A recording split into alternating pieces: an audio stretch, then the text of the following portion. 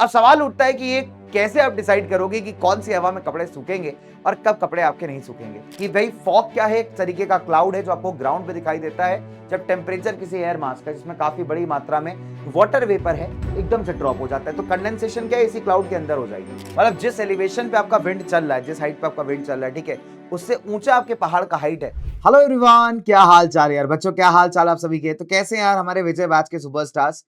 I hope बढ़िया होंगे, मस्त होंगे, सुपर्ब होंगे, जबरदस्त होंगे, लाइफ में अच्छा कर रहे होंगे, है ना। चलिए, तो दोस्तों बहुत सारी बातें यार आपसे करनी है, बहुत बार अगर आप देखोगे, है ना, तो मतलब बहुत सारी प्यारी प्यारी बातें आप बच्चों से करनी थी। तो बहुत सिंपल है, एक ऐसा टॉपिक जो अपने आप में काफी आसान है, काफी इजी है, ठीक है, उसे आज हम करने वाले हैं अपने विजय बैच के अंदर। So water in the atmosphere, ठीक है। बहुत सारे डिफिकल्ट डिफिकल्ट टॉपिक्स हमने किया अभी रिसेंटली, है ना। लैंडफॉर्म्स किया, जियोमॉर्फिक प्रोसेसेस किया। सो आई होप आपने वीडियो देखा होगा बच्चों। यहाँ पे अब सवाल ये उठता है कि एक बहुत ही आसान सा बेसिक सा छोटा सा चैप्टर है वाटर इन द एटमॉस्फेयर। देखिए, अगर आपको याद हो दोस्तों, तो हमने लास्ट टाइम जब अभी एटमॉस्फेरिक सर्कुलेशन के बारे में पढ़ा था, तो उसमें हमने देखा था कि कई प्रकार से जो वाटर है ना, वो अगर आप देखेंगे हमारे एटमॉस्फेयर का एक पार्ट होता है। वाटर वेपर के फॉर्म में आप ले लीजिए, है ना। कई बार आपने देखा होगा बारिश होती है, कई बार स्नोफॉल होती है, तो ऐसे कई सारे फिनोमेना है जो आपको देखने को मिलते हैं।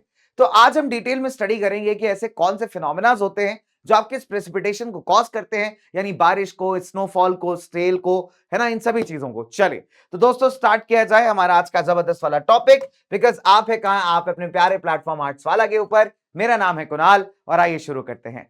तो मेरे भाई बहुत सिंपल सा लॉजिक है कि बहुत लंबा टॉपिक है नहीं, तो ऑब्वियस सी बात है आपका बहुत ज्यादा समय मैं यहाँ पे लेने वाला बिल्कुल नहीं है, ठीक है। तो हम लोग यहाँ किसकी बात करेंगे, हम लोग बात करेंगे यहाँ पे पानी की, और पानी कैसे एटमॉस्फेरिक चीजों को इंपैक्ट करता है उसकी, ठीक है। तो अपना टॉपिक है वाटर एटमॉस्फेयर। बहुत सारी चीजें इसके अंदर कवर करेंगे, तो ऑब्वियस सी बात है यार, इस लिस्ट में सभी चीजें लिखना यहाँ पे पॉसिबल नहीं है। चलिए, तो कहानी को आगे बढ़ाते हैं, कहानी को आगे लेके चलते हैं, बात करते हैं दोस्तों यहाँ पे हमारे पानी की। तो देखिए, हमने क्या पढ़ा था कि पानी कहां प्रेजेंट होता है। पानी प्रेजेंट है आपका एटमॉस्फेयर के अंदर। किस स्टेट्स में? 3 स्टेट्स में। पानी आपको तीनों स्टेट्स में मिलता है। आपने स्टेट्स ऑफ मैटर पढ़े थे, याद आया? पुराने साइंस की क्लासेस, वही वाले क्लासेस जहां आपको काफी कुछ पढ़ाया जाता था, राइट। तो हमने क्या देखा, देखिए पानी 3 स्टेट्स में आपका ओरिजिनेट कर सकता है। देखो बहुत सिंपल है। लिक्विड स्टेट में तो होता ही है, जब बहुत ज्यादा गर्म हो जाता है, एक सर्टेन पॉइंट के ऊपर निकल जाता है, तो भाप बन के, वेपर बन के, वाष्प बन के जो आप देखोगे ऊपर की तरफ उड़ जाता है। फिर आप देखेंगे पानी को अगर आप जमा दें तो ये बर्फ बन जाता है। तो सॉलिड, लिक्विड और गैस तीनों ही स्टेट के अंदर पानी आपको देखने को मिलता है। अब जो मॉइस्चर है एटमॉस्फेयर के अंदर, वो कहां से डिराइव होता है दोस्तों? वाटर बॉडीज से। तो वाटर बॉडीज जो हमारे पानी के अलग अलग स्रोत है, हमारे अलग अलग नदी नाले हो गए, हमारे झरने हो गए, हमारे लेक्स हो गए, हमारे बड़े बड़े समुद्र हो गए। तो जब इन पे खतरनाक तरीके से सूरज की किरणें पड़ती हैं, है ना, सनरेज जब फॉल करती हैं, टेम्परेचर हीट अप होता है, ठीक है, तो आप देखोगे धीरे धीरे करके किसमें कन्वर्ट होने लगते हैं? वाटर वेपर्स में। तो एटमॉस्फेयर को अपना मॉइस्चर कहां से मिलता है? वाटर बॉडी से, इवापोरेशन प्रोसेस के थ्रू, और साथ ही साथ प्लांट से ट्रांसपिरेशन के थ्रू। तो प्लांट्स भी क्या करते हैं? एक्सेस पानी को लूज करते हैं अपने सरफेस से, इसे आप ट्रांसपिरेशन मेथड कहते हैं, राइट। नाउ, अब अगर आप देखोगे तो एक कंटिन्यूअस एक्सचेंज चलता रहता है एटमॉस्फेयर के बीच में, ठीक है, ओशंस के बीच में, ठीक है, और कॉन्टिनेंट्स के बीच में। किसका? आपके पानी का, आपके वाटर वेपर्स का, या आपके वाटर का। सिंपल भाषा में बोलूं तो पानी का। कैसे? By the process of evaporation, transpiration, condensation और प्रेसिपिटेशन। तो इवापोरेशन का मतलब एक आसान भाषा में आप समझिएगा कि कोई चीज ऐसी है, एक सर्टेन गर्म होने के बाद एक सर्टेन पॉइंट पे आ गई, उसके बाद वो विवापरेट हो रही है, मतलब ऊपर की तरफ भाप बन के जो है उड़ रही है। कंडेंस कब होगा? जब कोई चीज, गर्म चीज को जब आप ठंडा करते हैं और वो सॉलिड हो जाती है, जम जाती है, राइट। प्रेसिपिटेशन मतलब जब आप बारिश वगैरह आप देखते हो, स्नोफॉल वगैरह देखते हो। और ट्रांसपिरेशन, जिस मेथड के थ्रू जो प्लांट्स अपना एक्सेस वाटर है वो यहाँ पे रिलीज करते हैं। तो इन सभी मेथड्स के थ्रू क्या होता है कि पानी का एक्सचेंज लगातार बना रहता है। किसके बीच में? एटमॉस्फेयर के बीच में, कॉन्टिनेंट्स के बीच में और हमारे ओशंस के बीच में। अब किसी हवा में, मान लीजिए अगर हम बात करें हवा की, और आपने देखा होगा कि कभी कभी क्या होता है मेरे भाई, कि आपने कपड़े फैलाए, है ना, और कपड़े आपके बहुत देर में सूख रहे हैं, है ना, कपड़े गीले के गीले बने हुए। और कभी आपने देखा होगा कि हवा चली, इतनी तेज चली भाई, कि आपके कपड़े फटाक से सूख गए। अब सवाल उठता है कि ये कैसे आप डिसाइड करोगे कि कौन सी हवा में कपड़े सूखेंगे और कब कपड़े आपके नहीं सूखेंगे? ये डिसाइड करता है आपका ह्यूमिडिटी फैक्टर, ठीक है। तो देखिए, आपको ऑब्वियस सी बात है, अगर आपको कपड़े सुखाने, ठीक है, आपने कपड़े धोए, आपको कपड़े सुखाने, तो कपड़े कब सूखेंगे? जब पानी उसमें से तेजी से उड़ेगा, है ना, दैट मींस इवापोरेट करेगा। तो रेट ऑफ इवापोरेशन आपका हाई होना चाहिए। ड्राई वेदर होगा, धूप बढ़िया होगी, हवा चल रही होगी, खटाखट इवापोरेशन होगा। लेकिन हवा में अगर नमी होगी, हवा में मॉइस्चर बहुत ज्यादा होगा, हवा ह्यूमिड हवा होगी, तो आप देखोगे कि उसका इवापोरेशन रेट थोड़ा थोड़ा स्लो आपको देखने को मिलेगा, राइट। चलिए, या फिर आप कह सकते हो कि ऑलरेडी हवा में इतनी नमी है कि आपके कपड़े बेचारे जो है ना इतना ज्यादा सूख पाएंगे नहीं, तो कपड़े सुखाना इज इंपॉर्टेंट, राइट। चलिए, काफी बार ये होता है वैसे, है ना। चलिए, फिलहाल तो हम ये जब नापते हैं, जब हम ये नापने निकलते हैं, जब हम ये मेजर करते हैं कि हवा के अंदर ह्यूमिडिटी कितना है, ह्यूमिडिटी मतलब हवा के अंदर वाटर वेपर का प्रेजेंस कितना है, तो उसी को आप कहते हो ह्यूमिडिटी। क्या बोलते हैं उसको हम लोग? ह्यूमिडिटी, ठीक है। तो हमने क्या देखा, ह्यूमिडिटी को आप कैसे डिफाइन करेंगे? Amount of water vapour present in the atmosphere. Atmosphere के अंदर, हवा के अंदर कितना वाटर वेपर मौजूद है, ये डिफाइन करता है आपके ह्यूमिडिटी को। अब देखो, सिंपल सी बात है, ह्यूमिडिटी को डिफाइन करने के ना दो तरीके होते हैं, एक रिलेटिव ह्यूमिडिटी होता है, एक एब्सोल्यूट होता है, ठीक है। अब जो एक्चुअल अमाउंट आपका पानी का है, वाटर वेपर का प्रेजेंट है एटमॉस्फेयर के अंदर, इसे हम कहते हैं द एब्सोल्यूट ह्यूमिडिटी। क्या आपको समझ में आ गया भैया, इतना amount of water vapour present है हमारे एयर में, हमारे एटमॉस्फेयर में। तो ये क्या है? ये वाटर वेपर का वेट है, वजन है per unit volume of the air. तो पर यूनिट वॉल्यूम कितना वेट एक्सर्ट कर रहा है। वेट क्या? एक फोर्स है दोस्तों। वेट क्या है? एक फोर्स है ना। सिंपल सी बात है, साइंस के भाषा में वेट कब लगता है? जब एक फोर्स एक्ट करती है, राइट। तो यहां पे कितना फोर्स एक्ट हो रहा है by the water vapour per unit volume of air, तो उसको हम डिफाइन करते हैं यहाँ पे ह्यूमिडिटी से। कैलकुलेशन किया जाता है तो क्या यूनिट है इसका? ग्राम्स पर क्यूबिक मीटर। तो हम लोग किस में कैलकुलेट करते हैं? ग्राम्स पर क्यूबिक मीटर, ठीक है। वेरी वेरी सिंपल, ग्राम पर क्यूबिक मीटर। तो ये यूनिट है अपने ह्यूमिडिटी के क्या करने का बच्चे? कैलकुलेशन का, ठीक है। नाउ, अब हवा कितना पानी होल्ड कर सकती है, कितना वाटर वेपर होल्ड कर सकती है, कंप्लीटली डिफाइन करता है उसके टेम्परेचर पे। सिंपल एज दैट, कि कितना हवा पानी होल्ड कर पाएगी, वाटर वेपर होल्ड कर पाएगी, ये डिपेंड करेगा किस पे? टेम्परेचर पे। तो जो परसेंटेज जब आप निकालने जाते हो कि कितना मॉइस्चर, कितना प्रतिशत मॉइस्चर एटमॉस्फेयर में प्रेजेंट है कंपेयर टू उसके फुल कैपेसिटी एक सर्टेन टेम्परेचर पे, तो उसे कहा जाता है द रिलेटिव ह्यूमिडिटी। जब हम ये निकालते हैं कि टोटल कितना अमाउंट, कितना वजन है यहां पे वाटर वेपर का per unit volume of air में, तो वो एब्सोल्यूट बन जाता है। वजन निकाल रहे हैं वहां पे ना, एक सर्टेन ठोस अमाउंट की बात कर रहे हैं। पर जब आप परसेंटेज में एक्सप्रेस करते हैं कि भाई साहब ये मैक्सिमम लिमिट है, अब इसमें से कितना परसेंटेज आपका वाटर वेपर अवेलेबल है एटमॉस्फेयर में, तो ये बन जाता है रिलेटिव ह्यूमिडिटी। तो ध्यान दीजिएगा, एक सर्टेन टेम्परेचर पे, वेरी इंपॉर्टेंट गाइस, जब डेफिनेशन लिखेंगे eight a given temperature volume कितना परसेंटेज ऑफ वाटर वेपर आपकी हवा होल्ड कर पाती है, वो देता है आपको रिलेटिव ह्यूमिडिटी, ठीक है। और मान लीजिए कि एक सर्टेन टेम्परेचर पे एयर अपने maximum water vapour holding capacity पे पहुंच गई है, कि जो हवा है हमारी मैक्सिमम कैपेसिटी पे पहुंच गई कि भाई अब इसके आगे होल्ड नहीं कर पाएगी, वो हो जाता है सैचुरेशन पॉइंट। तो सैचुरेटेड का मतलब क्या होता है दोस्तों? सिंपल भाषा में समझाऊं आपको, सैचुरेटेड का मतलब होता है आपकी एकदम एटलीस्ट लास्ट लेवल की क्षमता, कि भाई साहब आप यहां के बाद आप कुछ नहीं कर सकते, आप सैचुरेट हो चुके हो, राइट। तो वैसे ही हमारी हवा है। तो अगर मान लीजिए कि हमारे पास एक ऐसा हवा है जो अपने पूरे कैपेसिटी पे कि भाई इसके बाद ये मॉइस्चर होल्ड नहीं कर सकती, तो आप देखेंगे इस हवा को हम क्या कहते हैं कि भाई ये हवा हमारी सैचुरेट हो चुकी है। क्या हो चुकी है? सैचुरेट, ठीक है। समझे कि नहीं समझे? नाउ दैट मींस अब ये आगे मॉइस्चर होल्ड करने की कैपेसिटी में नहीं है, कोई भी एडिशनल अमाउंट ऑफ मॉइस्चर उस स्टेज पे होल्ड नहीं कर पाएगी। तो मान लीजिए there is a saturated air, आपको क्वेश्चन आ गया, सवाल आ गया, कहेगा सैचुरेटेड का मतलब क्या है? यहाँ पे क्या नहीं कर पाएगी हवा? यहाँ पे suppose at a given temperature the air remains to be saturated, what is not possible at this moment. ऐसा सवाल आ गया एक नंबर का, आपके पास क्या लिखेंगे जनाब आप? तो आप लिखेंगे, जैसे आपने देखा सैचुरेटेड, तो आपको याद आएगा हाँ सर ने बताया था सैचुरेटेड मतलब इसकी कैपेसिटी भर चुकी है। खाना जब यहां तक खा ले तो गले तक, फिर खाने का मन नहीं होता ना और आगे, तो कहते हो भैया पेट भर गया अपना खा पाएंगे हम, तो वो तुम्हारा खाने के बाद का सैचुरेशन पॉइंट है कि अब एक्सेसिव खाना तुम नहीं खा सकते, है ना। तो वैसे जहां सैचुरेटेड शब्द सुनाई देगा समझ जाइए कि अब excess amount of water vapour हवा यहाँ पे होल्ड नहीं कर सकती, अब उसका मैक्सिमम लिमिट पहुंच चुका है, ठीक है। चलिए, अब जिस टेम्परेचर पे सेचुरेशन अकर करता है किसी भी गिवन सैंपल ऑफ एयर में, इसे कहते हैं ड्यू पॉइंट। बहुत ही प्यारा पॉइंट है यार, बहुत ही प्यारा डेफिनेशन है कि एट अ सर्टेन टेम्परेचर, ध्यान दीजिएगा यहां पे ध्यान से, कि एक सर्टेन टेम्परेचर, जिस टेम्परेचर पे हवा आके सेचुरेट हो जाए, वो अभी मॉइस्चर होल्ड ना कर पाए, और वो फिर आपका बन जाता है बेटा द ड्यू पॉइंट। क्या बन जाता है वो आपका? The due point. तो ये सभी बच्चे यहां याद रखेंगे, आई बात समझ में? ये सभी बच्चे यहां पे याद रखेंगे, ठीक है। चलिए आगे बढ़ते हैं। नाउ दो ऐसे प्रोसीजर जो बड़े इंटरेस्टिंग तरीके से आपके पूरे साइकिल को रेगुलेट करते हैं। पहला होता है दोस्तों इवापोरेशन, यानी हीट के प्रोसेस के थ्रू किसी चीज का ऐसा भाप बन के उड़ जाना, और दूसरा होता है कंडेंसेशन, गर्म चीज का थोड़ा ठंडा होके जाना। तो इट्स अ प्रोसेस, ध्यान दीजिएगा। इवापोरेशन क्या है दोस्तों? इवापोरेशन एक प्रोसेस है जिससे पानी कहां ट्रांसफर होता है? लिक्विड से गैसियस स्टेट में। कि पानी कहां से कहां जा रहा है? पानी जा रहा है लिक्विड स्टेट से गैसियस स्टेट के अंदर, और इसका मेजर कॉज क्या होता है? मेजर कॉज होती है हीट। सो जिस टेम्परेचर पे पानी आपका इवापोरेट करना स्टार्ट करता है इसे कहते हैं the latent heat of vaporisation. तो आपने ये भी कॉन्सेप्ट आपके क्लास 9 साइंस में पढ़ा होगा, लेटेंट हीट ऑफ वेपराइजेशन और लेटेंट हीट ऑफ कंडेंसेशन। ठीक है, वेरी वेरी सिंपल। तो देखो बहुत सिंपल सी बात है, मैं आपको समझाता हूं, उसको एक बेसिक तरीका बता रहा हूं समझने का। लेटेंट का मतलब होता है छुपा हुआ। एक क्वेश्चन आता था क्लास 9 केमिस्ट्री में कि 100 डिग्री सेल्सियस पे अगर एक बॉइलिंग पानी ले लिया जाए, कि पानी उबल रहा है, और उसी डिग्री सेल्सियस पे अगर स्टीम ले ली जाए, भाप ले ली जाए, तो कौन आपको ज्यादा तेज जलाएगी? ठीक है, तो आंसर था कि सर भाप ज्यादा तेज जलाएगी। क्यों भैया? क्योंकि उसके अंदर एक छुपा हुआ एनर्जी है। कौन सा एनर्जी है? लेटेंट हीट है। किसका? वेपराइजेशन का। तो ये वो टेम्परेचर आ जाता है जब पानी धीरे धीरे इवापोरेट होके भाप बनने लगता है। तो यहां पे क्या मिलती है आपको दोस्तों? The latent heat of vaporisation. ठीक है, अब जैसे ही आपका टेम्परेचर इंक्रीज होगा, जो वाटर का अब्जॉर्प्शन है ना, और जो रिटेंशन कैपेसिटी है वो भी आपकी बढ़ जाएगी। जैसे टेम्परेचर आप बढ़ा रहे हो तो वाटर का अब्जॉर्प्शन बाय द एयर भी धीरे धीरे करके बढ़ता जा रहा है। ठीक है, अब मूवमेंट ऑफ एयर क्या करेगा? जो सैचुरेटेड एयर लेयर है ना, उसको रिप्रेजेंट कर देगा विद द अनसैचुरेटेड लेयर।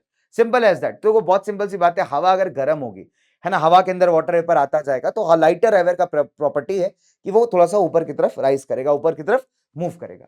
तो सैचुरेटेड एयर तो मूव करेगी, तो उसको कौन रिप्लेस कर देगा यहाँ पे आके? Unsaturated layer.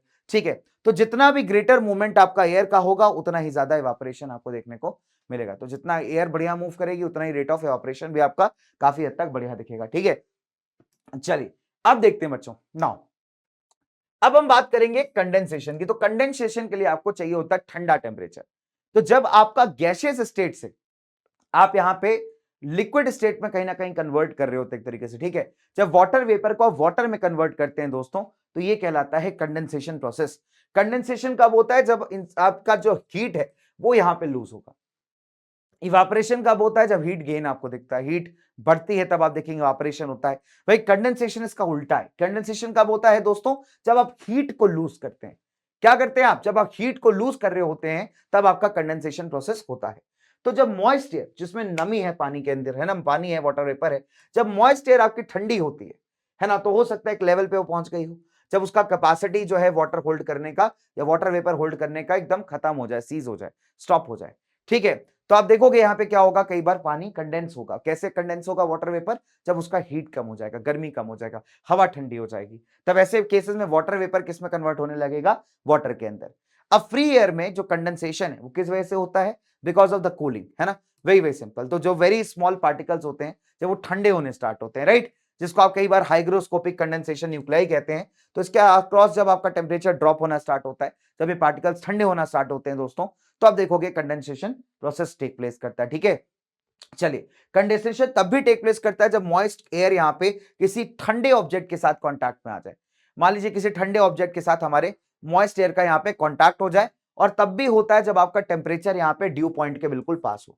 तो ऐसे सभी केसेस में अगर आप देखेंगे दोस्तों तो कंडेंसेशन टेक प्लेस कर सकती है। ठीक है, चलिए अब क्या बढ़ते हैं, अब आगे बढ़ेंगे थोड़ा सा। तो कंडेंसेशन किस पे डिपेंड करेगा? अमाउंट ऑफ कूलिंग के ऊपर और relative humidity of the air के ऊपर।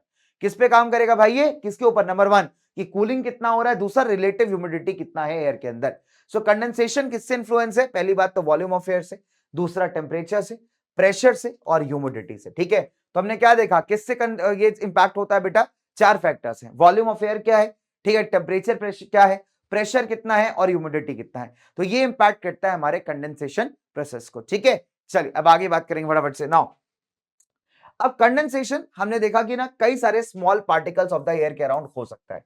ठीक है, जैसे आप कंडेंसेशन न्यूक्लियाई कहते हैं, जैसे मैंने आपको अभी बताया। कौन कौन से पार्टिकल्स? डस्ट हो गया, स्मोक हो गया, सॉल्ट पार्टिकल्स हो गए। ठीक है, तो ये पार्टिकल्स क्या करते हैं? ये वाटर वेपर को सरफेस प्रोवाइड करते हैं, सतह प्रोवाइड करते हैं। जैसे वाटर वेपर क्या हो, थोड़ा सा कंडेंस डाउन करे, और फिर कई बार आप देखोगे क्लाउड्स या फॉर्म बनने के लिए ये रिस्पॉन्सिबल होते हैं। तो हमने क्या देखा, हमारे एयर के अंदर बहुत सारे ऐसे पार्टिकल्स होते हैं जो एज अ सरफेस, एक सतह का काम करते हैं यहाँ पे। ठीक है, और पानी को कंडेंस होने का मौका देते हैं कि देखिए वाटर वेपर धीरे धीरे कूलिंग के थ्रू जो है धीरे धीरे करके कंडेंस होना स्टार्ट हुआ। ठीक है, और एज अ रिजल्ट अगर आप देखोगे तो कई बार क्लाउड्स बनते हैं, फॉग बनते हैं, ऐसे कई सारे फिनोमेना आपको देखने को मिलता है दोस्तों। ठीक है, चलिए आगे बात करते हैं। तो let's talk about the different phenomenas जो यहाँ पे आपको देखने को मिलते हैं। पहला हम बात करेंगे ड्यू। तो आपने सर्दियों के मौसम मेरे भाई, या कभी कभी सुबह सुबह के टाइम पत्तियों के ऊपर ऐसे ना मोती जैसे ड्रॉपलेट्स देखे होंगे। इनफैक्ट जो बच्चे सुबह सुबह जाते हैं इधर उधर घूमने, रनिंग वनिंग करने, खेलने मिलने, उन्होंने कई बार पार्क वगैरह में ना ऐसे जैसे ड्रॉपलेट्स, ऐसे मोती ऐसे ड्रॉपलेट्स देखे होंगे पानी के। तो ड्यू कब फॉर्म होता है, इसको हम ड्यू कहते हैं। ड्यू कब फॉर्म होता है, जब पानी में प्रेजेंट मॉइस्चर कंडेंस कर जाता है किस पे, ठंडे सरफेस पे। जैसे घास ठंडी है आपकी, पत्तियां हो गई, पत्थर हो गए, नाइट के टाइम पे क्या होता है, ठंडे होते हैं, राइट। तो जब हमारा वाटर वेपर उसमें कंडेंस कर जाता है, तब आप देखोगे ऐसे टाइप के मोती, ऐसे ड्रॉपलेट्स पानी के बन जाते हैं। प्रोसेस कब अकर होगा, जब टेम्परेचर आपका फ्रीजिंग के अबव है एंड जो ड्यू पॉइंट है आपका वो हायर है फ्रीजिंग पॉइंट से। कब होगा भाई, ड्यू पॉइंट आपका हायर है फ्रीजिंग पॉइंट से, टेम्परेचर फ्रीजिंग से अबव है, ठीक है। सो आइडियल कंडीशंस क्या है ड्यू फॉर्मेशन की, साफ सुथरा मौसम हो, क्लियर स्काई हो, एकदम हल्की हवा हो, रिलेटिव ह्यूमिडिटी आपकी हाई होनी चाहिए और लंबी ठंडी रातें होनी चाहिए। तो लॉन्ग कोल्ड नाइट्स हो, क्लियर स्काई हो, आपका रिलेटिव ह्यूमिडिटी हाई हो, परफेक्ट कंडीशन है जब आपका ड्यू फॉर्मेशन आपको देखने को मिलता है। नाउ अब दूसरा आ जाता है फ्रॉस्ट। जो फ्रॉस्ट लिख लेते हैं, इसको ड्यू नहीं है भाई ये, ठीक है। तो let's write down this as frost. तो देखिए फ्रॉस्ट क्या होता है। फ्रॉस्ट आपने कभी अपने रेफ्रिजरेटर्स में देखा होगा, देखा है जो अगर फ्रिज वगैरह आप यूज करते हैं घर में, तो उसका रेफ्रिजरेटिंग कंपार्टमेंट को खोलिएगा, ऐसा व्हाइट पाउडर जैसा वहां जमा होता है। कई बार पेड़ों के ऊपर भी आपको ऐसा व्हाइट पाउडर जैसा जमा दिखाई देगा, तो लोगों को कई बार लगता है बर्फ गिरी है। बर्फ नहीं होती दोस्तों, ये फ्रॉस्ट होता है, पाला कहते हैं इसे कई बार हम। तो फ्रॉस्ट कब अकर करती है, जब condensation below the freezing point होता है, ठीक है। तो जब वाटर क्या फ्रीजिंग पॉइंट क्या 0 डिग्री, राइट। सब बिलो द फ्रीजिंग पॉइंट आपका कंडेंसेशन टेक प्लेस करता है, तो फ्रॉस्ट आपकी बनती है, ठीक है। जिससे क्या होता है, क्रिस्टल्स बन जाते हैं, लिक्विड वाटर ड्रॉपलेट्स कैसे से क्रिस्टल्स बन जाते हैं। ऐसा लगता है नमक का आपने ढेला देखा है, चीनी का छोटा सा पीस देखा है, उसको हम कहते हैं क्रिस्टल स्ट्रक्चर, जैसे क्रिस्टल्स बन जाते हैं, ठीक है। ये कब होता है मेरे भाई, ये तब होता है जब आपके ठंडे सर्फेसेस जैसे घास हो गया, कार का विंडशील्ड हो गया आपका, है ना, या फिर एयर टेम्परेचर आपका बिलो द फ्रीजिंग पॉइंट हो जाए। तो ऐसे केसेस में क्या होता है कि वाटर ड्रॉपलेट्स ऐसे क्रिस्टल्स के फॉर्म में यहाँ पे चिपक जाते हैं, ठीक है। तो ड्यू के सिमिलर है थोड़ा सा, अगर आप देखोगे तो फ्रॉस्ट फॉर्मेशन को भी सेम कंडीशंस लगभग चाहिए होते हैं, है ना। काम कंडीशंस, बहुत ज्यादा तेज हवा ना हो, ठीक है, क्लियर स्काई हो, ह्यूमिडिटी काफी हाई हो, और टेम्परेचर्स लेकिन यहाँ पे बिलो फ्रीजिंग हो। ड्यू के लिए बिलो फ्रीजिंग नहीं चाहिए होता, लेकिन यहाँ पे टेम्परेचर्स आपको बिलो फ्रीजिंग चाहिए होते हैं, तब आपका फ्रॉस्ट फॉर्मेशन आप देखने को मिलेगा, ठीक है। चलिए, तो दैट मींस आपको थोड़ा सा ठंडा यहाँ पे रिक्वायर्ड है। अब आता है फॉग और मिस्ट। देखो दोस्तों, फॉग और मिस्ट में ना एक बहुत बड़ा फर्क है। फॉग थोड़ा सा थिक होता है ना, थोड़ा घना होता है, थोड़ा डेंस होता है, विजिबिलिटी फॉग में कम होती है। मिस्ट अगर देखोगे, मिस्ट भी आपको धुआं ऐसा उड़ता हुआ दिखेगा, लेकिन मिस्ट के अंदर विजिबिलिटी थोड़ी बेटर होती है फॉग के मुकाबले, ठीक है। तो ये आपको थोड़ा सा देखना पड़ेगा। फॉग इतना खतरनाक होता है कि हो सकता है अगर यहां फॉग आ जाए तो मैं कैमरा ही ना देख पाऊं। तो that is the kind of density जो कि फॉग कैरी करता है, राइट। चलिए, तो फॉग क्या है, बेसिकली क्या है कोहरा। इसको हम कोहरा कहते हैं, इसको हम कुआसा कहते हैं। तो हिंदी में बताऊं मैं अगर आपको, तो एक कोहरा है भाई और एक कुआसा है, दोनों में फर्क है भाई। चलिए, तो फॉग क्या एक तरीके का क्लाउड है जो कहां फॉर्म हो जाता है, ग्राउंड के पास, बिल्कुल, है ना, बिल्कुल ग्राउंड के पास फॉर्म हो जाता है, जब टेम्परेचर किसी भी एयर मास का, इसमें लार्ज क्वांटिटी है वाटर वेपर की, फटाक से ड्रॉप कर जाए, ठीक है। मान लीजिए एक बड़ा सा एयर मास आपका चला आ रहा है, बहुत सारा वाटर वेपर उसके पास, उसका टेम्परेचर एकदम से ड्रॉप कर गया, ठीक है। तो ऐसे केसेस में क्या होगा, कंडेंसेशन जो है ना एयर मास के अंदर ही हो जाएगी। क्या होगा, कंडेंसेशन एयर मास के अंदर ही हो जाएगी, और फिर अगर आप देखोगे तो आपको ऐसा फॉग जैसा देखने को मिलता है। मिस्ट क्या होता है, मिस्ट फॉग से थोड़ा सिमिलर होता है, बट इसमें मॉइस्चर ज्यादा होता है। तो जो कंडेंसेशन हो रहा है ना, अगर आप देखोगे, जो कंडेंसेशन न्यूक्लियस है उसके अंदर जो है ना मॉइस्चर की लेयर थोड़ी ज्यादा थिक होगी। कंडेंसेशन न्यूक्लियस मतलब जिस पार्टिकल के अक्रॉस जो है आसपास कंडेंसेशन हो रहा है, तो वहां पे इसमें मॉइस्चर की लेयर थोड़ी ज्यादा थिक होगी। फॉग एंड मिस्ट क्या करते हैं, ऑब्वियसली बात है, विजिबिलिटी रिड्यूस कर देते हैं। काफी बार आपके अर्बन या इंडस्ट्रियल एरियाज में आपको स्मोक देखने को मिलती है, ठीक है, पॉल्यूशन जहां पे होगा, तो वहां पे काफी आइडियल कंडीशन से क्रिएट हो जाते हैं फॉर दिस पर्टिकुलर थिंग। और जहां पे पॉल्यूशन मिक्स हो जाता है फॉग के साथ, फिर वो स्मॉग बन जाता है। तो दिल्ली एनसीआर के अंदर आपने देखा ही होगा, बहुत ज्यादा कॉमन ये बात है। आजकल देहरादून के अंदर स्मॉग देखने को मिल रहा है, जो कि अगेन बहुत ज्यादा शॉकिंग है दोस्तों हमारे लिए। तो हमने क्या देखा यहाँ पे कि नंबर 1 कि भाई फॉग क्या है, एक तरीके का क्लाउड है जो आपको ग्राउंड पे दिखाई देता है जब टेम्परेचर किसी एयर मास का, जिसमें काफी बड़ी मात्रा में वाटर वेपर है, एकदम से ड्रॉप हो जाता है। तो कंडेंसेशन क्या है, इसी क्लाउड के अंदर हो जाएगी, तो आपको फॉग जैसा दिखेगा। मिस्ट फॉग से सिमिलर है, एक चीज का फर्क है कि यहाँ पे जो न्यूक्लियाई जिसके अगेंस्ट कंडेंसेशन हो रहा है इसके आसपास, उसमें मॉइस्चर का मात्रा काफी ज्यादा होने वाला है, और दोनों ही यहाँ पे विजिबिलिटी को काफी हद तक रिड्यूस करते हैं। तो मिस्ट और फॉग दिखते कैसे, देखिए आपको पिक्चर में क्लियर हो जाएगा कि दोनों के बीच का डिफरेंस क्या है, ठीक है। आगे बात करते हैं, now let's talk about the clouds guys. अब क्लाउड्स आपने देखा होगा, इसको हम बादल कहते हैं। एक रील बड़ी वायरल हुई थी ना, उसमें गाना वाना था कुछ, बादल बरसा बिजुली, ऐसे कुछ नेपाली गाना था, मेरे को याद तो नहीं एग्जैक्टली, बट बादल के भी कई प्रकार होते हैं, दैट्स एन इंटरेस्टिंग फैक्टर, है ना। हालांकि पॉल्यूटेड जगह पे आपको बादल इतने क्लियर नहीं दिखते है ना, जब साफ मौसम होगा तब तो दिखते हैं, अदरवाइज पॉल्यूशन की वजह से बादल वगैरह क्लियर नहीं दिखते कई बार, ठीक है। बट जहां पे साफ मौसम है वहां पे आपको बादल का शेप बहुत क्लियर दिखेगा, ठीक है। तो क्लाउड्स क्या है? क्लाउड्स एक तरीके से माइन्यूट, छोटे, स्मॉल, ठीक है, स्मॉल वाटर ड्रॉपलेट्स या छोटे छोटे आइस क्रिस्टल्स हैं जो तब फॉर्म होते हैं जब वाटर वेपर एटमॉस्फेयर के अंदर कंडेंस करता है एक सर्टेन हाइट पे, एक सर्टेन एलिवेशन पे, ठीक है। तो क्लाउड्स क्या है? दोबारा सुनिएगा ध्यान से, सभी बच्चे सुनेंगे। ये क्लाउड्स क्या है? छोटे वाटर ड्रॉपलेट्स या छोटे छोटे आइस के क्रिस्टल, क्रिस्टल मतलब टुकड़े से, आप ऐसे शेप से कह लीजिए, ठीक है। जो छोटे छोटे आइस क्रिस्टल्स हैं जो कि condensation of the water vapour से फॉर्म होते हैं। किससे फॉर्म होते हैं? Condensation of the water vapour, और जो एक सर्टेन हाइट पे होता है एटमॉस्फेयर के अंदर। इसके लिए एक सर्टेन हाइट बेटा आपको रिक्वायर्ड होगा। दूसरी बात, क्लाउड्स के कई सारे शेप्स हो सकते हैं, क्लाउड्स के मल्टीपल शेप्स आपको यहां पे देखने को मिल सकते हैं, ठीक है। मल्टीपल फॉर्म्स आपको देखने को मिल सकते हैं, और ये डिपेंड करेगा उनके हाइट के ऊपर, वो कितने घने, कितने डेंस है, और उनके ट्रांसपेरेंसी के ऊपर, कितने ट्रांसपेरेंट। देखिए, चार बड़ी कैटेगरीज हम बना लेते हैं क्लाउड्स के, ठीक है। पहला कहलाता है सिरस क्लाउड्स, दूसरा कहलाता है क्यूमुलस क्लाउड्स, तीसरा कहलाता है स्ट्रेटस क्लाउड्स, और चौथा कहलाता है क्यूमुलोनिम्बस या फिर निम्बस क्लाउड्स। तो अगर आप देखेंगे दोस्तों, तो क्लाउड्स एक बहुत इंपॉर्टेंट रोल प्ले करते हैं वेदर पैटर्न्स को और एनर्जी बैलेंस को डिफाइन करने में। अब कहानी को थोड़ा सा आगे लेके चलते हैं, एक बार क्लाउड्स को डिफाइन करते हैं। नंबर 1, सिरस क्लाउड्स की बात की जाए तो लगभग हाई ऑल्टीट्यूड 8000 से 12000 मीटर्स के स्ट्रेच पे आपको क्लाउड्स मिलेंगे। ये काफी थिन होते हैं, काफी पतले होते हैं, काफी बिखरे हुए क्लाउड्स होते हैं, और एक फेदर, जैसे आपने देखा पंख होते हैं चिड़िया के, वैसा अपीयरेंस होता है इसका, व्हाइट इन कलर होते हैं। अगर मैं आपको डायग्राम दिखाना चाहूं तो डायग्राम मेरे भाई कुछ ऐसा है।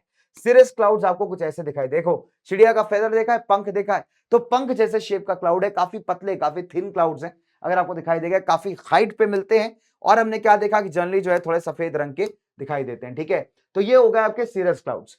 अब अगर हम बात करें हमारे क्यूमुलस क्लाउड्स की, राइट, तो क्यूमुलस क्लाउड्स क्या होते हैं? सभी बच्चे यहां पे ध्यान से सुनेंगे। सो क्यूमुलस क्लाउड्स क्या होते हैं? कॉटन का वूल देखा है? कॉटन वूल बड़ा इंटरेस्टिंग सब्सटेंस है ना, तो कॉटन वूल जो आता है, सब्सटेंस आता है, वैसा दिखता है अपना क्यूमुलस क्लाउड। जनरली कहां बनते हैं? 4000 से 7000 मीटर की हाइट पे दोस्तों, और ये एग्जिस्ट करते हैं पैचेस में, मतलब छोटे छोटे डिस्टेंसेस पे आपको देखने को मिलेंगे, ठीक है, और काफी स्कैटर्ड, काफी बिखरे हुए, इधर चला मैं उधर चला वाला सिनेरियो में, ठीक है, कहीं इधर कहीं इधर कहीं इधर कहीं इधर, काफी बिखरे हुए क्लाउड्स हैं, और इनका जो बेस होता है बहुत फ्लैट होता है। तो अगर हम क्यूमुलस क्लाउड्स को देखें अगर फिगर में दोस्तों, तो क्यूमुलस कैसे दिखते हैं? क्यूमुलस कुछ ऐसे दिखते हैं, काफी बिखरे हुए से क्लाउड्स हैं, है ना। बेस इनका आप देखिए काफी सकरा सा, मतलब काफी चपटा फ्लैट सा बेस है, ठीक है। और कॉटन वूल जैसे होता है ना, कॉटन वूल वैसा फ्लाउड आपको क्लाउड ये दिखाई दे रहा होगा, ठीक है, डन।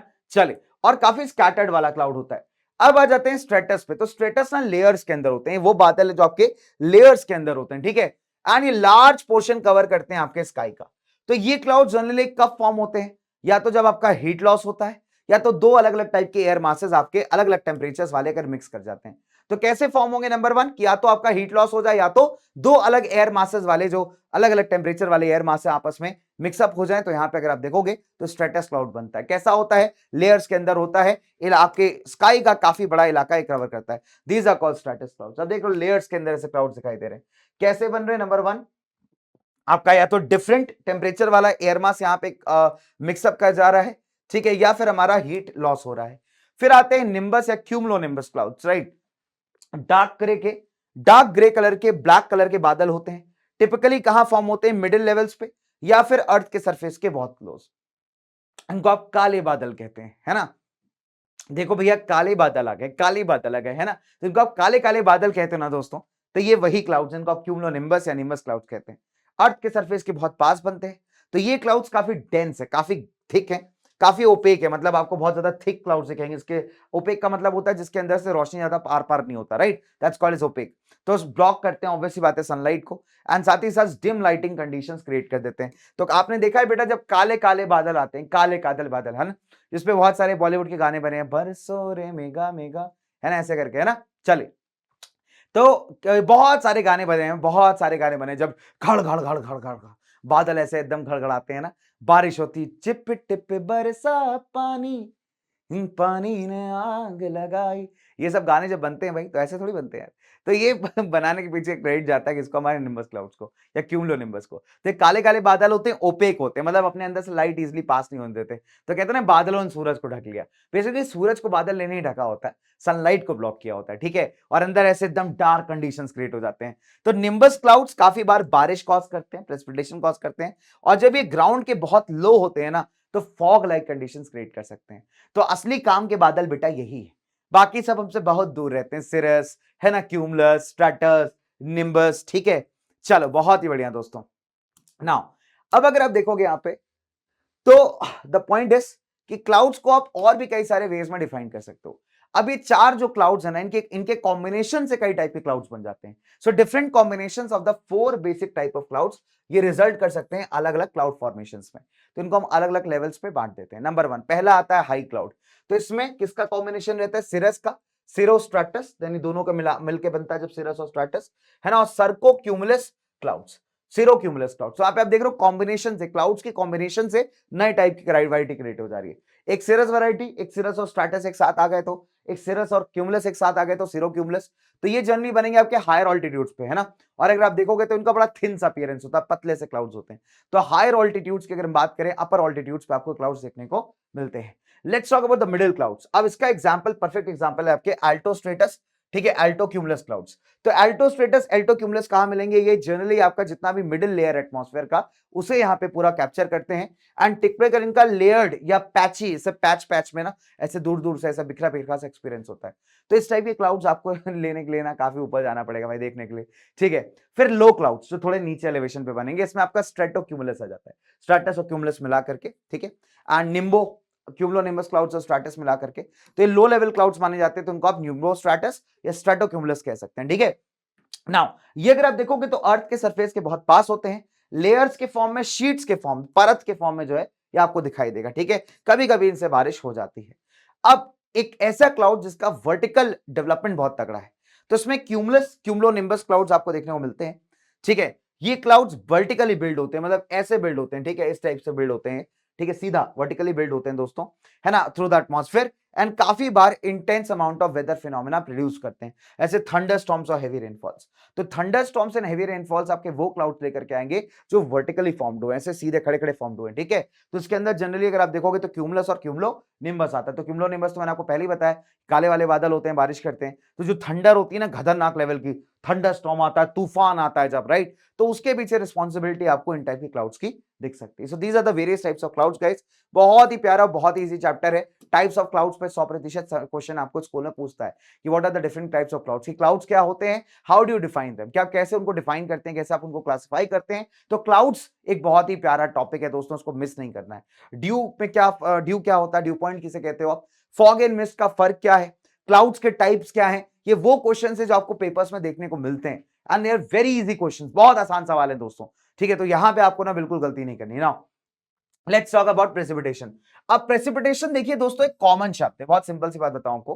प्रेसिपिटेशन का मतलब बारिश भी हो सकता है, स्नोफॉल भी हो सकती है, ओले ओले भी हो सकते हैं, ठीक है। जब भी कोई बच्चा देखे सिलेबस दिल दीवाना डोले ओले ओले, तो आप देखोगे तो ओले भी जो गिरते हैं ना कट कट करके अपने, मतलब वो भी हो सकता है। तो we can call it anything as precipitation. तो कंटिन्यूअस कंडेंसेशन, लगातार अगर कंडेंसेशन होता रहा एटमॉस्फेयर में, वाटर वेपर पानी में कन्वर्ट होता रहा, तो इससे क्या होगा, कंडेंस पार्टिकल्स बढ़ जाएंगे आपके, बहुत ज्यादा हो जाएंगे। एक टाइम ऐसा आएगा यार कि हवा में रह नहीं पाएंगे, है ना, तो बहुत भारी हो जाएगा, ऊपर वजन इनका इतना ज्यादा बढ़ पाएगा कि हवा झेल नहीं पाएगी इनको। तो एज अ रिजल्ट इनको नीचे आना मैंडेटरी हो जाएगा, और फिर ये क्या होते हैं, अर्थ के सरफेस पे गिर जाते हैं भाई। और इसी प्रोसेस को आप कहते हैं द प्रेसिपिटेशन। क्या बोलते हैं आप इसे, द प्रेसिपिटेशन। तो प्रेसिपिटेशन सॉलिड भी हो सकता है भाई लोग, लिक्विड भी हो सकता है। रेनफॉल का मतलब क्या होता है, जब लिक्विड के फॉर्म में, पानी के फॉर्म में आपको प्रेसिपिटेशन देखने को मिलती है। स्नोफॉल कब होती है, जब temperatures below the freezing point होते हैं, जिससे पानी जम जाता है। अगर आप देखोगे ऐसा हेक्सागोनल टाइप शेप के अंदर ना, तो ऐसा करके आप देखोगे स्नो का ऐसा हेक्सागोनल टाइप का शेप होता है, इस टाइप से कुछ, राइट। तो स्नोफॉल कब होती है, स्नोफ्लेक्स कब गिरते हैं आपके, जब पानी जम जाता है, बिलो द फ्रीजिंग चला जाता है, ठीक है। Now in addition to rain और स्नो, और रेन और स्नो के अलावा जो बाकी टाइम के आपके प्रेसिपिटेशन है, उसमें आपका हेल और स्लीट आ जाता है। तो हेल तो आपके ओले हो गए, जो व्हाइट व्हाइट आपको कई बार विंटर्स की बारिश में देखने को मिलते हैं, ठीक है। ऑल्दो ये थोड़े कम कॉमन है ना, थोड़ा कम कॉमनली आपको देखने को मिलेगा। बट अगेन स्लीट कब अगर होता है, जब रेन ड्रॉप्स जो ना आपके छोटे छोटे पैलेट्स ऑफ आइस, पैलेट समझते हो, ऐसा मतलब ऐसा छोटे छोटे टुकड़े में कन्वर्ट हो जाती है, उसको हम स्लीट कहते हैं। ओले ऐसे राउंड शेप के होते हैं थोड़े से, ठीक है। तो स्लीट कब अकर होता है? जब रेन ड्रॉप्स आपके छोटे छोटे प्लेलेट्स ऐसे छोटे छोटे टुकड़ों में कन्वर्ट हो जाता है, जब वो किसी भी सब फ्रीजिंग लेयर ऑफ एयर के थ्रू पास करता है। जब क्या होता है, वाटर आपका सब फ्रीजिंग है ना, तो सब फ्रीजिंग टेम्परेचर पे, एकदम पिघल मतलब जमने वाला टेम्परेचर पे है ना, ग्राउंड से काफी पास है। जब ऐसे सिनेरियो से पास करता है अपना पानी प्रेसिपिटेशन, तब आप देखोगे स्लीट आपको अकर करने को देखती है। ठीक है, चलिए हेलस्टोन्स अनता है ओले कब फॉर्म होते हैं? जब रेन ड्रॉप्स ऊपर की तरफ जाते हैं कोल्डर एटमॉस्फेयर लेयर्स में। जब रेन ड्रॉप्स किधर चले जाते हैं? ऊपर की तरफ कोल्ड एटमॉस्फेयर लेयर्स में, तो इससे क्या होता है, फ्रीज हो जाते हैं वहां पे। ठीक है, और कई बार ऐसे ना जम से जाते हैं, राइट। तो हेलस्टोन्स अगर आप देखोगे तो कई बार इनके ना मल्टीपल लेयर्स हो सकते हैं, है ना। एंड इनफैक्ट अगर आप देखोगे तो राउंड शेप के होते हैं। तो कई बार आप मान लीजिए ऐसे ऊपर की तरफ गए और जम से गए, है ना, ऐसा बर्फ का एकदम पूरा पहाड़ सा ऐसा क्रिएट हो गया, फिर टूट के ऐसे गिरने लगा राउंडेड शेप में, तो दैट इज बेसिकली हेलस्टोन। जो ओले आपके गिरते हैं ना, आप देखोगे बर्फ सी होती है उसमें, बर्फ के राउंडेड राउंडेड पार्टिकल्स होते हैं, दैट इज कॉल्ड एज ओले या हेलस्टोन्स। ठीक है, बहुत तेल लगता है भैया खोपड़िया पे, तो बचा के चलना, पहले बता रहा हूं। ठीक है, चलो अब क्या होता है भाई, जब हम बात करते हैं बारिश की, तो बारिश is the most common form of precipitation जो आप ऑलमोस्ट हर जगह देखते हो। तो देखिए भारत में एक भारत का नेचर है, भारत का अगर आप फिजिकल पूरा बैकग्राउंड देखेंगे दोस्तों, तो भारत के साथ एक बड़ी स्पेशल बात है कि इंडिया में जो रेनफॉल है वो काफी हद तक ओरोग्राफिक इन नेचर है।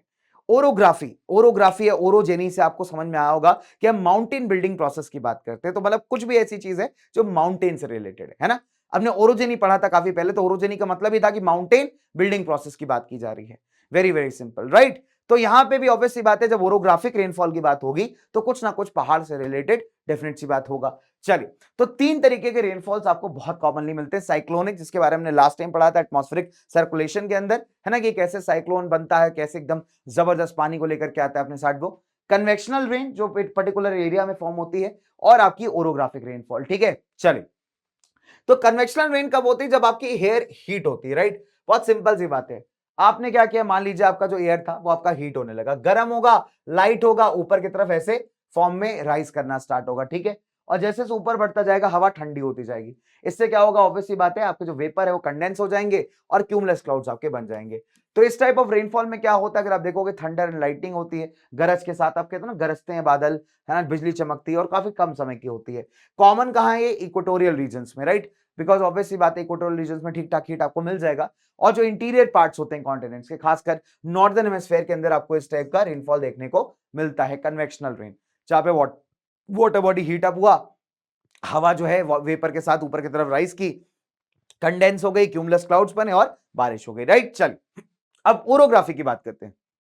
तो दोस्तों ओरोग्राफी का मतलब होता है, सिंपल सी बात है, कि जब कभी भी हवा, मॉइस्चर कैरिंग हवा, सेचुरेटेड मॉइस्चर वाली हवा, मतलब एकदम फुल ऑन कैपेसिटी के साथ जो चल रही है, जब किसी पेड़, जब एक मिनट, कोई याद कर रहा है भाई बहुत ज्यादा।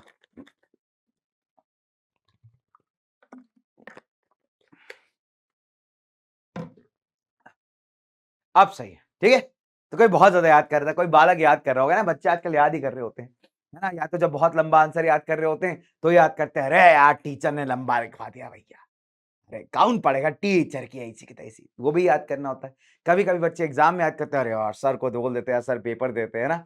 चलो, तो फिलहाल कोई ना कोई तो याद कर रहा था ना, मैं कई काम के पानी के लिए। वैसे this is not a scientific explanation guys, है ना, ये हिकअप्स का हिचके आने का साइंटिफिक एक्सप्लेनेशन नहीं है। फिलहाल चलो कोई बात नहीं, हम पुराने तरीके से इसको सॉल्व करते हैं। ठीक है, चलिए, तो हमने क्या देखा दोस्तों, कि ओरोग्राफिक रेनफॉल का मतलब क्या होता है, कि मान लीजिए जब मॉइस्चर कैरिंग विंड आ रही है ना, हवा में बहुत मॉइस्चर है, सैचुरेटेड एयर है, इसके अंदर भरा हुआ है पूरा मॉइस्चर। ठीक है, अब अगर आप देखोगे कि बीच में इसके रास्ते में ऐसा कोई पहाड़ सा आ जाता है, तो और पहाड़ का हाइट इससे ऊंचा है, मतलब जिस एलिवेशन पे आपका विंड चल रहा है, जिस हाइट पे आपका विंड चल रहा है, ठीक है, उससे ऊंचा आपके पहाड़ का हाइट है, तो पहाड़ क्या करेगा, इसके लिए एक बैरियर का काम करेगा, इसको रोकने का काम करेगा, है ना।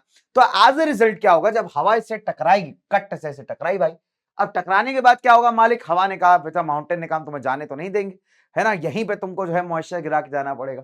तो हवा क्या करती है, अपना मॉइस्चर यहाँ पे लूज कर देती है, तो एज रिजल्ट आपको बारिश देखने को मिलती है ना। तो हमने क्या पढ़ा, जब एक सेचुरेटेड एयर मास यहाँ पे माउंटेन के साथ एनकाउंटर करेगा, भिड़ेगा, टकराएगा, तो ऑब्वियस सी बात है, इसको यहाँ पे इसको ओवरकम करने के लिए फोर्स लगाना पड़ेगा, है ना, इसको राइज करना पड़ेगा। और ऐसे केसेस में क्या होगा कि जैसे ही उठेगी तो ये एक्सपैंड हो जाएगी, है ना, एक्सपैंड होगी और कूल डाउन करेगी। अब इस प्रोसेस में क्या होता है कि मॉइस्चर आपका कंडेंस कर जाएगा, जम सा जाएगा, है ना, और यहाँ पे प्रेसिपिटेशन कॉज करेगा। एक नोटेबल कैरेक्टरिस्टिक है ओरोग्राफिक रेनफॉल का, जो विंडवर्ड साइड होता है, मतलब जिस तरफ हवा टकरा रही है दोस्तों, वो वाले साइड पे हमेशा बारिश ज्यादा होती है compare to the leeward side. तो लीवर्ड साइड पहाड़ का वो इलाका है जहां पे हवा प्रॉपर्ली पहुंच नहीं पा रही होती, बिकॉज जब तक ये पहुंचती इधर थोड़ा बहुत तब तक इसका मॉइस्चर लगभग खत्म हो चुका होता है।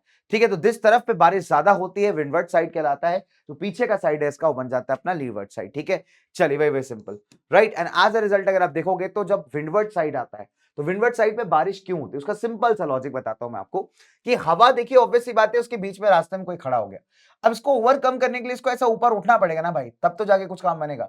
बट जब ये ऊपर उठेगी तो एक कूल डाउन भी करेगी, है ना, और कंडेंस हो जाएगी यहाँ पे, तो यहाँ पे प्रेसिपिटेशन होने लगेगा, बारिश होने लगेगी।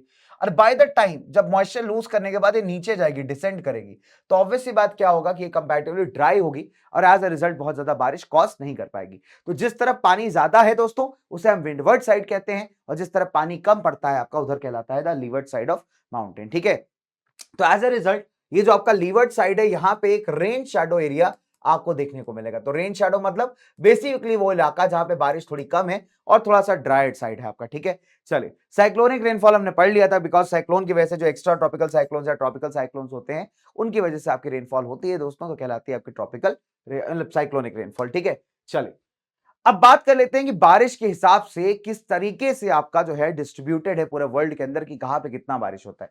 देखिए अलग अलग रीजन्स ऑफ द वर्ल्ड ना ऑब्वियस सी बात है अलग अमाउंट ऑफ रेनफॉल एक्सपीरियंस करते हैं साल भर के अंदर अलग अलग सीजन्स में। जनरली क्या होता है मेरे भाई यहाँ पे, जैसे आप इक्वेटर से दूर जाएंगे जितना आप पोल्स की तरफ बढ़ेंगे रेनफॉल जनरली डिक्रीज होती जाती है। कोस्टल एरिया ज्यादा रेनफॉल रिसीव करते हैं कंपेयर टू जो इलाके कंट्री के अंदर है।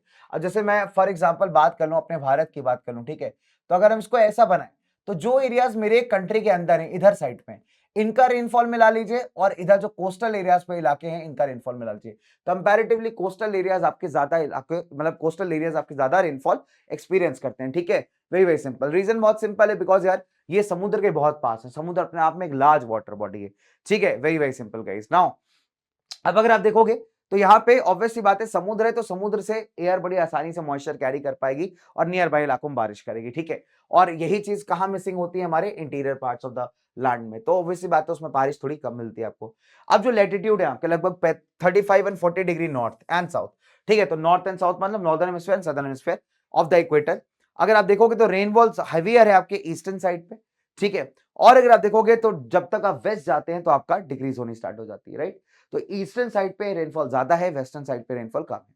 लेकिन अगर आप 45 और 65 डिग्री नॉर्थ एंड साउथ देखें, इक्वेटर से 45 डिग्री नॉर्थ या 65 डिग्री का जो रेंज है आपका है ना north and south of the equator, rainfall generally western margin पे हाई है कॉन्टिनेंट्स के। रीजन बहुत सिंपल है कि यहाँ पे वेस्टर्ली विंड्स है ना, और ग्रेजुअली अगर आप देखोगे तो ईस्ट साइड पे थोड़ा सा डिक्लाइन होती जाती है। तो हमने क्या देखा, अगर आप 35 से 40 डिग्री लैटिट्यूड की बात करें north and south of equator, ठीक है, साउथ नॉर्थ एंड साउथ दोनों हेमिस्फीयर्स में, तो ईस्ट जो है ज्यादा बारिश रिसीव करता है कंपेयर टू द वेस्ट। तो ईस्ट पे ज्यादा बारिश होगी, वेस्ट जाते जाते आपका डिक्लाइन हो जाएगा। बट वही अगर लैटिट्यूड आप चेंज करें 45 से 65 के बीच में है, ठीक है, तो यहां पे आप देखेंगे दोस्तों कि जनरली जो वेस्टर्न साइड पे कॉन्टिनेंट्स हैं वो ज्यादा बारिश रिसीव करते हैं। उसका रीजन है यहाँ पे बहने वाली हवाएं, वेस्टर्ली विंड्स, जो धीरे धीरे ईस्ट की तरफ जाते जाते जो है थोड़ा सा डिक्रीज होती जाती है। अब जिन इलाकों में माउंटेन्स कोस्ट के पैरेलल है ना, समुद्र के तट के पैरेलल है, रेनफॉल काफी ग्रेटर है विंडवर्ड साइड पे। वेरी वेरी सिंपल, अब देखिए वेस्टर्न घाट्स का विंडवर्ड साइड ज्यादा पानी रिसीव करता है compare to the leeward side. Mumbai का पानी का डेटा निकालिए आप और पुणे का निकालिए दोस्तों, दोनों में जमीन आसमान का फर्क है। मुंबई पड़ता है विंडवर्ड साइड पे, पुणे पड़ता है थोड़ा सा रेन शैडो या ड्राई वाला मतलब आपके लीवर्ड वाले एरियाज पे। अभी तो देखो नो डाउट कि रेनफॉल पैटर्न में काफी बदलाव आ रहा है ग्लोबल क्लाइमेटिक चेंज के चलते, बट एक जनरल आप क्राइटेरिया निकालोगे तो भारत में भी जो पहाड़ी श्रृंखला है आपकी वेस्टर्न घाट्स की, वेस्टर्न घाट्स के विंडवर्ड साइड पे पड़ने वाले इलाकों में बारिश काफी बढ़िया है, लीवर्ड साइड पे कंपैरेटिवली कम है। ठीक है, तो this is a very important pattern. ठीक है, नाउ अब प्रेसिपिटेशन रेजाइम्स, अब अगर आप देखोगे तो हमने क्या किया है दुनिया के अंदर कुछ एरियाज बना लिए हैं उनके रेनफॉल के मेजरमेंट के हिसाब से कि भाई साहब इतना बारिश इस इलाके में पर्टिकुलरली होता है। अब इक्वेटोरियल रीजन्स, विंडवर्ड आपके slopes of the mountains, windward side western quotes वाले साइड पे है ना, जो कि कूल टेम्परेचर जोन्स में आते हैं। कोस्टल एरियाज है ना जहां पे मानसून आते हैं, तो यहाँ पे सब हैवी रेनफॉल रिसीविंग एरिया है, 200 सेंटीमीटर से ज्यादा बारिश होता है लगभग साल भर में। फिर जो कॉन्टिनेंट के अंदर के एरियाज है, अंदर की तरफ जो इलाके पड़ते हैं दोस्तों, वहां मॉडरेट रेनफॉल होता है 100 से 200 सेंटीमीटर के बीच मान लीजिए। फिर अगर आप देखोगे कोस्टल एरियाज कॉन्टिनेंट्स के, ठीक है, कई बार मॉडरेट रेनफॉल रिसीव करते हैं। ठीक है, अगर पहाड़ी क्षेत्र नहीं है, नॉर्मल कोस्टल एरिया सिर्फ। ठीक है, सेंट्रल पार्ट ट्रॉपिकल रीजन्स के सेंट्रल पार्ट है ना, इंटीरियर पार्ट्स, ईस्टर्न और interior parts of temperate lands, ठीक है, जहां पे रेनफॉल का रेंज कितना है 50 से लगभग 100 के बीच, तो यहाँ पे रेनफॉल आप देख लो रिड्यूस होता जा रहा है। फिर जितने भी रेन शेडो एरियाज में, मतलब जहां पे मॉइस्चर वाली विंड्स नहीं पहुंच पा रही, तो रेन शेडो जोन जो है आपका कॉन्टिनेंटल इंटीरियर्स का, मतलब कॉन्टिनेंट के अंदर जो इंटीरियर पार्ट है, अंदर की तरफ समुद्र दूर वाला इलाका है, वहां पे जो रेन शेडो एरियाज हैं, जो बहुत ज्यादा हायर लैटिट्यूड्स पे बैठे हुए इलाके हैं, वहां सभी में लो रेनफॉल होता है दोस्तों, 50 सेंटीमीटर से भी कम। अब जो सीजनल डिस्ट्रीब्यूशन है ना मेरे भाई रेनफॉल का, ये काफी क्रूशियल रोल प्ले करता है दोस्तों। कुछ इलाकों में रेनफॉल बहुत इवनली डिस्ट्रीब्यूटेड है, मतलब पूरे साल लगभग बारिश होती रहती है आपकी हल्की हल्की, जैसे इक्वेटोरियल रीजन हो गया आपका, है ना, वेस्टर्न पार्ट हो गया आपका टेम्परेट वाले इलाके का, जो ठंडे टेम्परेट रीजन है वहां का वेस्टर्न पार्ट हो गया, तो वहां पे क्या है रेनफॉल काफी ज्यादा इवनली डिस्ट्रीब्यूटेड है। और कहीं आप देखोगे बारिश एकदम बहुत ज्यादा हो जाएगी, फिर एकदम ही कम हो जाएगी। So this is how you see that कि जिस तरीके से लोगों का ज्योग्राफी है, जिस तरीके से इलाका है बेटा, वो काफी हद तक आपके बारिश को इफेक्ट करता है। मल्टीपल फैक्टर्स हैं इसके इफेक्ट की, ठीक है। चले, अब इसी के साथ बच्चों आपका ये चैप्टर हो जाता है खत्म। तो बहुत लंबा है वीडियो, मैंने आपसे कहा था नहीं होगा, लगभग 40 मिनट के आसपास का लेक्चर है, बहुत छोटा सा प्यारा सा लेक्चर था दोस्तों, ठीक है। और बहुत आसान है रिमेंबर करना, बहुत ईजी है रिमेंबर करना। तो आज का मेरा एक सवाल है आप बच्चों से, आप मुझे ये बताइए कि स्ट्रेटस क्लाउड का कैरेक्टरिस्टिक क्या होता है, ठीक है। आप कमेंट सेक्शन में बता सकते हो उसको, बहुत ही सिंपल है, ठीक है। बहुत ही सारे प्यारे प्यारे बच्चे हैं यार हमारे, तो बहुत ही आसान सा, बहुत ही सिंपल सा टॉपिक है, सिंपल सा चैप्टर है, इसमें आप मैक्सिमम नंबर यहाँ स्कोर कर सकते हैं। इससे क्वेश्चन बनेगा, टाइप्स ऑफ क्लाउड्स पे क्वेश्चन बनेगा, प्रेसिपिटेशन के डिस्ट्रीब्यूशन पे क्वेश्चन बनेगा, विद रिस्पेक्ट टू, मतलब आपका the amount water in the atmosphere, या with respect to precipitation, describe that how the precipitation regions are divided. तो कौन कौन से रेजाइम्स हैं, इस पे क्वेश्चन बनेगा कि कैसे कैसे हमने प्रेसिपिटेशन, मतलब प्रेसिपिटेशन के बेस पे इलाकों को डिवाइड किया हुआ है, ठीक है। विंडवर्ड लीवर्ड साइड्स क्या होते हैं, 1 मार्कर में क्वेश्चन आपसे पुट अप कर सकता है। तो ये कुछ ऐसे टॉपिक्स है जिससे शॉर्ट शॉर्ट क्वेश्चंस बनने के चांसेस बहुत ज्यादा हाई है, ठीक है। चलिए, तो इसी के साथ मैं आपसे विदा लेता हूं, मेरी मुलाकात होगी आपसे अगले लेक्चर में। तब तक के लिए दोस्तों हंसते रहिए, मुस्कुराते रहिए, मस्त रहिए, जबरदस्त रहिए, ठीक है। और इसी के साथ लेता हूं आपसे विदा, मिलते हैं in the next class. Bye guys, take care all and love you मेरे विजय के सुपरस्टार्स। मिलते हैं विजय के साथ, ठीक है, बाय।